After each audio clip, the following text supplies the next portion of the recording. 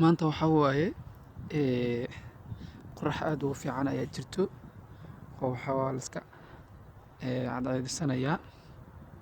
Sidaan u maleynayo jawiga aad iyo aad ayuu u qurux badan yahay. Marka beryahan xoogaa qabow baa iska jiray, laakiin maanta waxaa waaye xoogaa kuleyl yar baa jira, waa la iska baashaalayaa. Asxaabtahay soo dhawaada meel kasta oo aad joogtaan, waxaan idin leeyahay maalin wanaagsan. Hadday maalin u tahay maalin wanaagsan, hadday habeen u tahay habeen wanaagsan, hadday galabna u tahay galab wanaagsan. Hayehe meel kasta aad joogtaan waa idin salaamaya asxaabtahay. Salaan kal iyo laab ayaan idiin soo gudbinayaa. Waa anigoo ah saaxiibkiina Axmed Talyaani ku yaaca.